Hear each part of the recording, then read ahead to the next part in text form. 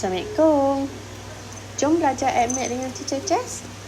Okay, video kali ini Teacher Jess akan sharing tentang 6.3 Graph of Sine, Cosine and Tangent Function. Okay, you dah pun ada previous knowledge sebelum ni tentang graph untuk setiap trigonometry function tersebut. Okay, let we start.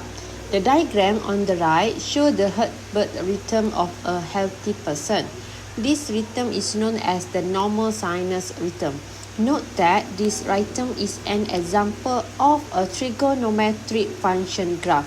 Okay, kita pernah tengok kan dalam movie ke drama ke cerita ke yang biasa sakit jantung ke apa ke keluar graf dekat mesin tu kan. Okay, so ini namanya normal sinus rhythm. Okay, so the graph for the trigonometric function y equals to a sin bx plus c, or y equals to a cos bx plus c, and y equals to a tangent bx plus c, where is your a, b and c are constant and your b must be greater than 0. Okay, can be construct using any dynamic geometric software or just manually using table of value and graph paper. Okey, maksudnya kali ni kita nak belajar tentang graph. Okay, macam mana kita nak buat graph untuk cosine dan tangent. Okey, satu kita boleh guna dynamic geometric software. Tapi dalam masa yang sama juga kita boleh guna secara manual. Kita kena ada table and then kita substitute value and then kena ada graph paper lah. Okay, let we start. Okay, first the graph of trigonometric function. Okay, there is activity 4 here. Okay, you have to substitute all the value. Okay, for this angle 0 degree, 30 degree, 60 degree, 90 degree, 120, 150, 180 and so on until 360 degree. So this is value in degree and this is value in radian. Okay, so you have to use your calculator. You press the sign for 0 degree. What is the answer? Okay, key in here. And so on and so on. So you have to find all this value in this table for sine x, cos x and tangent x. Okay, and then from that you have using the graph paper. Okay, you have to draw. And after you complete the table and the graph, okay, what is the conclusion from this activity? Okay, so from the result of this discovery activity 4, it is found that the graph of y equals to sin x and y equals to cos x are sinusoidal and have following properties. Okay, untuk graph sin x dengan cos x, dia ada sifat seperti berikut. Okay, iaitu maximum value dia 1, minimum value dia negatif 1. And amplitude graph ni 1 unit. Okay, ni untuk graph sin x dengan cos x sahaja. Okay, apa maksud dia? Maksud dia macam ni. Kalau kita plot kan dekat graph paper, kita mestilah ada x axis, y axis kan. Okay, so untuk y axis dia, okay, so dia punya maksimum dia 1. Maksudnya contohlah kalau you ada curve macam ni ke, okay, teacher buat 2 color, ataupun you ada curve macam ni ke, okay, you punya maksimum, semua maksimum you hanya 1. Minimum dia pun negatif 1. Okay, maksimum 1 and minimum negatif 1. Dan amplitude dia adalah 1 unit. Maksud amplitude ni macam ni. Ni 1 unit. Itu pun 1 unit juga. Okay, dia tak ada maksudnya 2 ke 3 ke 4, tak ada. Ni untuk graph sin x dengan cos x. Okay, so ini kita panggil maximum point. Ni contoh maximum point, ni contoh minimum point, ini contoh amplitude dia. Yang teacher tunjuk tadi sini kan. Maksudnya kalau sini, okay, kalau kita tengok sini amplitude dia 1. Kalau kita tengok sini pun amplitude dia 1. Tu amplitude dia. Okay, next. Meanwhile, the graph y equals tangent x is not a sinusoidal. So the property of y equals to tangent x has follow. are follow.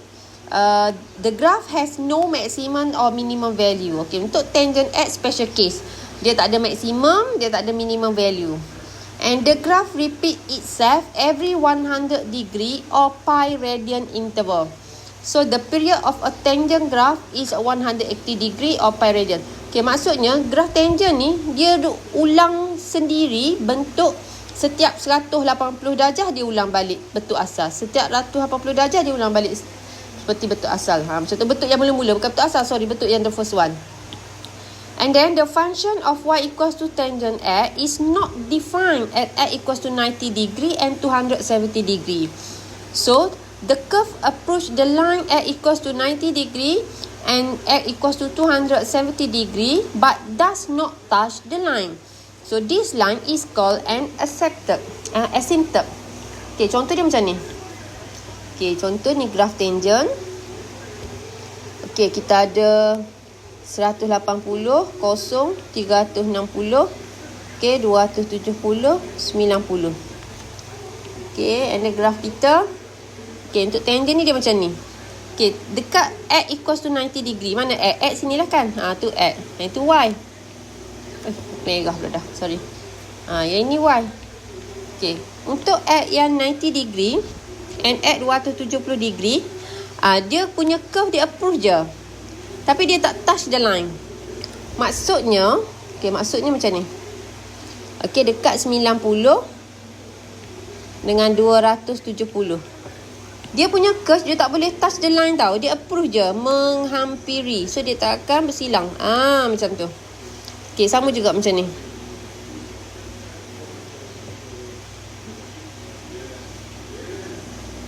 Okay, boleh? So line ni kita panggil, yang warna hijau tu adalah asymptote kita. Okay. So bentuk graf dia jadi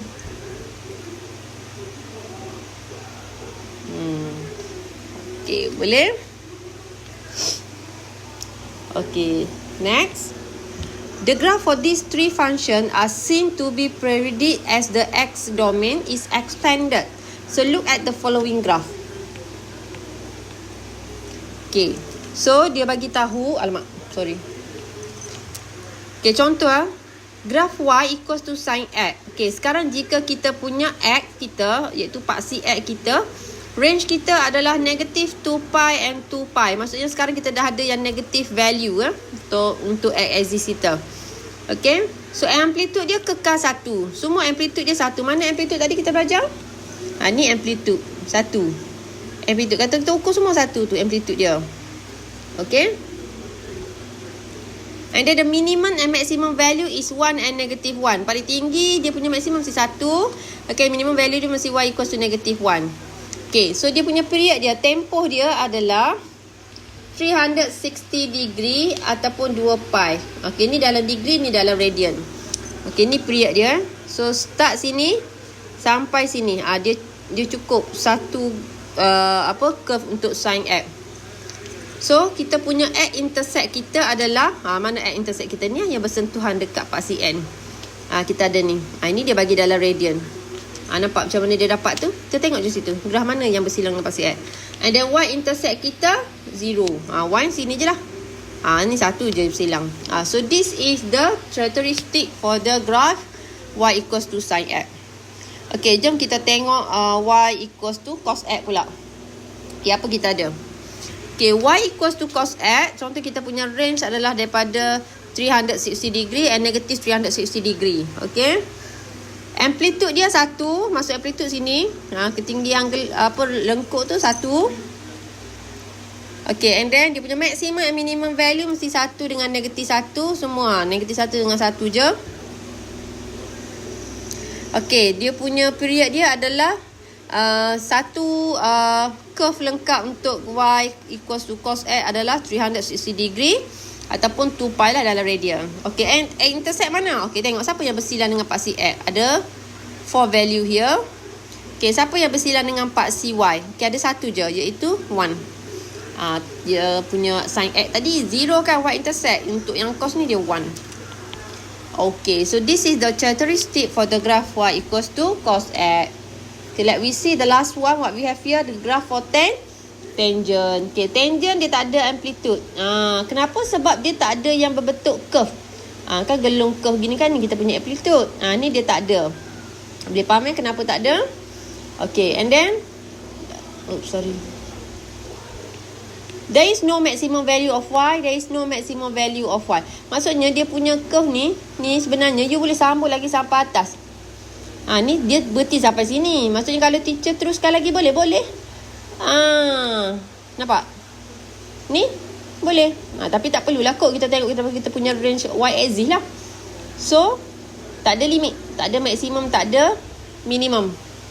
Okey, kemudian dia punya period dia adalah 180 ataupun pi. Maksud period ni, okey, contoh macam tadi. Kalau kita tengok, sorry. Okey, untuk graf tadi kan kita punya sin x. Okey, untuk satu pusingan lengkap atau putaran lengkap untuk graf sin x dia mesti sampai 360 period dia. Sama juga macam cos. Tapi untuk tangent, period dia adalah hanya 180. Maksudnya mana 180? Ataupun pi lah kan? Sini pi kan?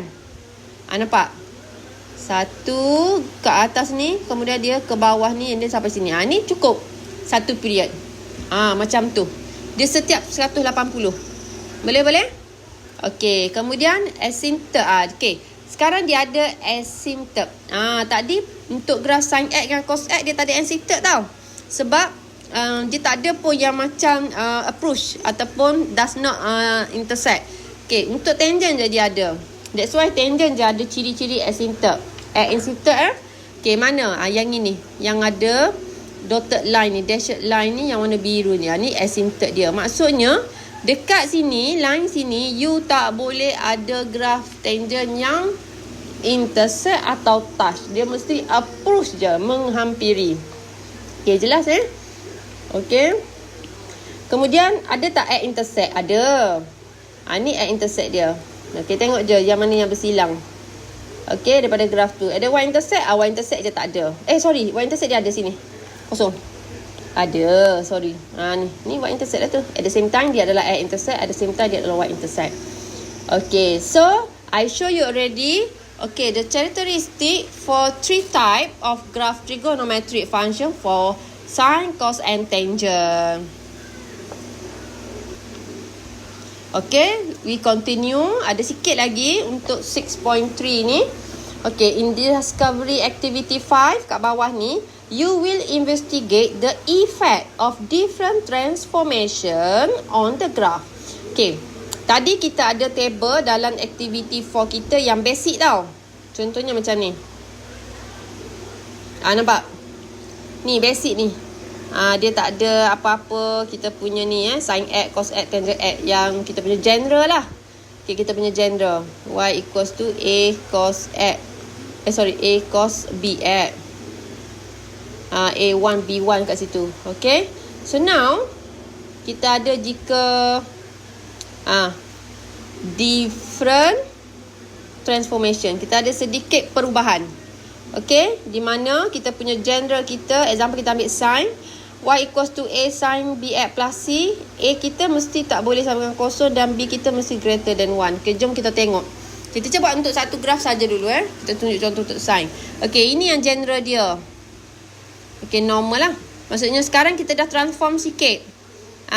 Kita ada 3 dekat depan. Maksudnya A kita sekarang 3. Kemudian yang ini pula AA ada 2x. Maksudnya B kita 2. Kemudian yang ni kita ada tambah 1. Maksudnya C kita 1. Cuba kita tengok. Okay, bila kita ada 3 form yang berbeza. Okay, compare sin function graph of different equation form. So bila kita ada 3 yang berbeza ni, apa berlaku pada yang general tadi? Sebab general tadi kita dah tahu dah kan. Kalau sin x dia jadi macam mana? Sin x dia jadi macam ni kan? Betul tak? Untuk period 360 ataupun 2 pi. Okay, so jom kita tengok. Okay, first you kena ada table ni. Okay, kemudian substitute je. Okay, contoh macam ni. You tekan kalkulator sin 30. Sekarang you kena tekan kalkulator 3 sin 30. Yang ni 3 sin 60. Maksudnya add you 30, you darab dengan 2. Kerana ini 3 sin 60 tambah pula 1. Okay. Just follow the equation and substitute the value and then key in the value here. Okay. So what we have for the conclusion. Okay. So from the result of discovery activity 5, it is found that the value of A, B and C in the function y equals to A sin BX plus C affect the amplitude, the period and the position of the graph. Maksudnya bila kita buat perubahan pada nilai A, B dan C, dia memberi kesan kepada amplitude kita, period kita dan juga position graph. Okey, contoh. Okey, ni Y ni dia punya conclusion dia secara simple. Okey, dia bagi dalam bentuk point macam ni. Okey, jika sin kita, shape kita dah tahu dah macam ni kan. Ni dia punya amplitude paling tinggi 1. Maksimum, minimum negatif 1. Jadi kita ada pi dengan 2 pi. Dia ada kosong, pi dengan 2 pi. Intercept, sorry. So, bila kita ubah kita punya A kat mana kat depan tu? Okay, bila kita ubah kita punya A. Okay, dia ada 2 case kat sini.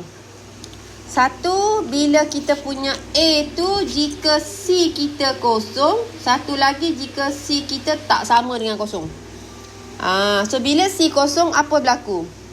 Amplitude is modulus A. So the maximum value of Y equals to A, minimum value Y equals to negative A. Contoh dia macam ni. Teacher ubah macam ni. Teacher buat Y sama dengan 3 sin X. So sekarang bila teacher draw graph teacher, dia akan jadi, okay, dia sama juga bentuk dia tu. Tapi dia tak jadi satu dah dekat sini. Maksimum dia dah jadi. Nampak? Amplitude dia punya modulus A. A kita berapa tu? 3. So di sini jadi 3. Ini minimum jadi negatif 3. Tu maksimum dengan minimum value. Nampak? Maximum value dia jadi Y equals to A. Okay. Maximum value Y equals to negative A. So kita ambil je A kita tu. So itu punya value dia. Amplitude dia sini. Amplitude dia jadi 3. Amplitude dia pun sini jadi 3. Amplitude kan kita ignore lah yang negative value tu. So jelas ke? Sebab tadi kita ada yang asal kita Y sama dengan sin X kan. Bila Y sama dengan sin X, nampak tak? Amplitude kita ni maximum value 1, minimum value negatif 1. So bila kita ada perubahan kepada A, maka inilah jadinya. Okey, itu jika C sama dengan kosong. Okey, jika C tak sama dengan kosong, apa berlaku? Okey, so kena ada cara sikit nak kira dia. Iaitu amplitude dia tetap sama, kita punya A kita tadi. Okey, maksudnya amplitude dia 3. Tapi cara kita nak cari maximum atau minimum value, kita boleh guna formula dia. Maximum value tolak dengan minimum value bahagi dengan 2. Okey, bila kita ada plus C lah. C tu ada nombor. Nanti boleh tengok contoh soalan. Okey. Okey, next. Itu jika kita buat transformation dekat A. Okey, bagaimana kalau kita buat transformation dekat B? Maksudnya kita ubah kat sini. Okey, contoh. Number of cycle in the range. Okey, B ni mewakili number of cycle. Jika X itu between 0 and 360 degree dalam unit degree, ataupun 0 between X dengan 2 pi, maksudnya dalam radian, tak ada masalah lah. Seperti yang asal lah. Maksudnya dia ada apa maksud teacher? Okey, kita tengok macam ni. Dia punya X dia tu, okey, B kita kalau dia bagi berapa? 180 kan? Maksudnya satu period kita 360. So kalau period dia 180, dia separuh lah. Contoh kalau graf kita tadi, kita dah tahu dah. Okey, teacher lukis. Ni kan graf kita kan? Okey. Teacher tahu satu period dia 360 untuk sin kan? Tapi sekarang teacher bagi dia punya B teacher tu adalah contoh 180. Maksudnya kita punya period kita sekarang separuh je lah. Okey, separuh saja. Kita nak daripada sini sampai sini period kita. Maksudnya ini kita tak perlu tengok lah. Boleh? Jadi gambar you nanti akan dapat macam separuh macam tu je. Tapi kita tahu tu sign. Okey. Ataupun itu cara nak bilang number of cycle lah. Okey, kalau period 360 bagi dengan B. Okay, kalau kita nak tahu kita punya period kita nak buat sampai berapa range kita tu, okey, kita ambil je 360 bagi dengan B tu. Okey, contoh kalau teacher ada sin sin X kita cukup 1 kan. Maksudnya B kita 1. So 360 bagi 1 360, lepas tu kita cukup 360. Okey, kalau teacher ada sin 2X, maksudnya macam tu. So 360 bagi 2. B kita 2 sekarang kan. So dapat berapa tu? 180. 180 dalam kita punya degree. Kalau pi, dia dah jadi pi. So maksudnya kita ambil untuk separuh je lah. Sampai 180 je period kita. So senangnya nak kira dia punya period tu formula dia. 2 bagi B darab dengan pi. Okay. Mungkin kita buat soalan nanti kita lebih jelas lah. Okay, ada last one. Kita tengok C. C ni ialah bermaksud kita punya constant kita C, kita kena guna translation. Okay, from the basic graph. Maksudnya, kita buat dulu yang asal kita, y equals to A sin B X. Once you dah dapat dah you punya A sama dengan sin B X tadi, barulah you gerakkan dia mengikut kaedah translation. Kan kita belajar contoh kan, translation 03. Contoh 03. Maksudnya kalau 03 ni apa? Kita punya graf kita Y sama dengan A sin BX plus 3 lah maksud dia. C kita 3 sekarang. So contoh teacher lukis graf. Teacher dah lukis dah ni graf macam ni. Okay, tapi bila dia tambah 3, apa yang you kena buat? Translation. Macam mana you gerak ni 03? Kalau you ada kat sini yang asal kan, 03 bermasuk 0 untuk X punya movement, tak bergerak kanan, tak bergerak kiri. Yang bergeraknya untuk Y coordinate. Okay, positif 3 bermasuk 1, 2, 3. So you jadi ni you punya image. You bergerak ke atas. Kalau you ada 0, negatif 3, maksudnya you bergerak ke bawah. Macam you belajar transformation, translation tu kan. Ni contoh image kalau 0, negatif 3. So maksudnya teacher dah ada graf tadi, kemudian teacher ada C, teacher plus 3. So teacher kena gerak lah. Macam contoh titik ni kan. Okay, gerak 1, 2, 3. Duduk sini. Lagi, buat lagi. Yang ini pula 1, 2, 3. Okay, sekejap. Teacher padam kejap. Bukan teacher padam, teacher lukis elok-elok sikit. Okay, contoh teacher ada macam ni. Okay, ni graf teacher. Sekarang teacher ada plus 3. Teacher cadangkan, you lukis dulu graf you yang basic tu ataupun yang asal tu. Last kali baru you buat kalau you ada C. Okay, you guna pen color lain ke lagi senang lah. Okay, so maksudnya dia plus 3, maksudnya you kena movement you 3 ke atas. 1, 2, 3. Okay, dia jadi duduk situ. Okay, ni teacher buat prime. Kemudian yang ini dia jadi duduk mana? 1, 2, 3. Atas sikit. You kena buat semualah. Buat titik-titik ujung lah, senang. Okay. Yang ni dia jadi 1, 2, 3 contoh. Tapi ni patut kena ada ni kan. Sekejap. So itulah sinilah. Okay. So last one. Ni 1, 2, 3. Jadilah last kali you punya graf sebenarnya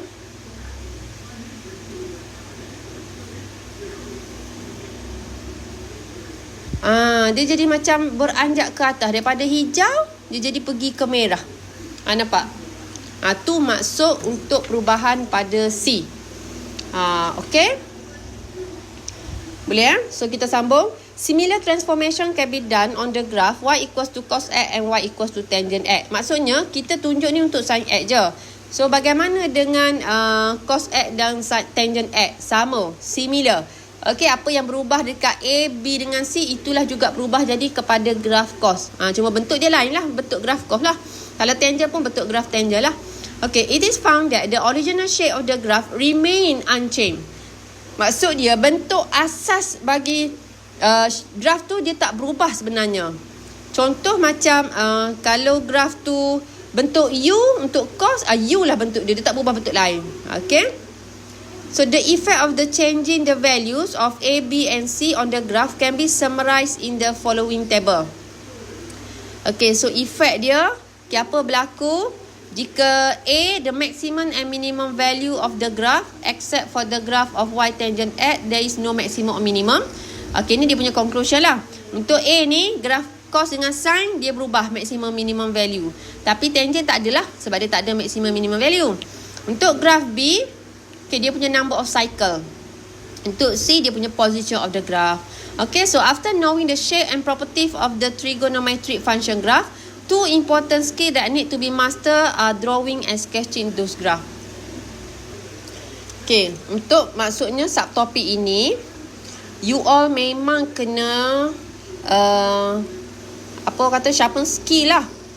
Two important sharpen skill yang you kena master, iaitu drawing dengan sketching. Memang kena pandai draw, memang kena pandai sketching, sebab dia sangat membantu kita untuk menjawab soalan jika relate dengan transformation dalam kita punya equation trigonometry. Okay. And then ni ada axiomatic kat sini untuk example 11 ni. Contoh ni dia bagi draw the graph y equals to 3 minus 2 cos 3 over 2x for x range between 2 pi and 0. Okay, kita buat satu-satu. Okay, mana A kita, mana B kita, mana C kita, kemudian apa kita punya period kita. Okay, so kita determine dulu. B kita 3/2. Period macam mana nak tahu? Okay, period kita tengok B kita ni 3/2x kan. So kita tengok balik macam mana kita nak cari B. 360 bagi B. 360 bagi dengan B kita tu 3/2. So dapatlah 4/3 pi. Okay, kelas interval kita ni bermaksudnya apa? Ambil kita punya 4/3 pi tadi, kita bahagi dengan lah 8. Okay, kenapa 8? Okay, dia bagi tips .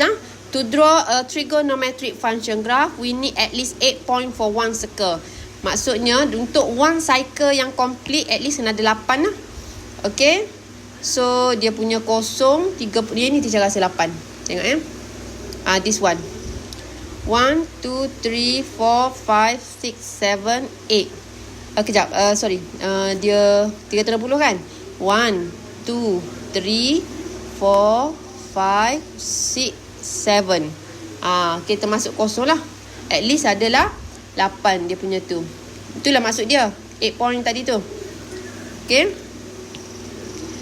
So bila kita bagi dengan 8 tu, maksudnya kita punya interval size kelas kita tu adalah 4/6. Okay. So ini contoh. Nampak? Kalau kita belajar sebelum ni, kita punya cos kan bentuk U. Tapi sekarang kenapa kita punya cos kita ni macam tak. Okay, ni basic kita. Okay, basic graph kita. Kalau cos macam mana kita belajar? Macam ni kan. Kenapa sekarang tak jadi macam ni? Nampak? Sebab inilah kita dah buat satu transformation. Okay, boleh? So macam mana yang kita nak buat? Tengok yang kita dah belajar tadi. Okay, berdasarkan yang ini. Okay. Saya ni ada example lagi. Okey, ni pun ada example lagi. Jadi teacher cadangkan, okey, cuba baca example yang diberi dan cuba fahamkan setiap apa yang berlaku perubahan di dalam graf tersebut. Okey, insya-Allah nanti bila kita dah betul-betul faham, okey, kita boleh buat bila kita dapat soalan. Okey, so ada example lagi kat sini, nampak dia tunjuk macam mana yang merah ni, macam mana yang biru ni. So teacher nasihatkan sama juga bila you all nak buat sesuatu transformation untuk equation graph tu, lukis yang asal. Kemudian contohlah lukisan asal you tu guna dotted line lah. Kalau pensel kan, kalau lukis kan dengan pensel. Okey, macam yang asal tu you buat yang dotted line. Tu bila you nak lukis jawapan akhir tu yang solid line, supaya kita nampak perubahan kita tu. Jangan padam.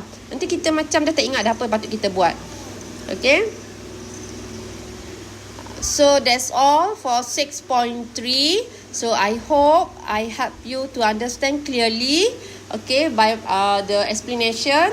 Okay, so you can try your exercise 6.4. Okay, class? Okay, so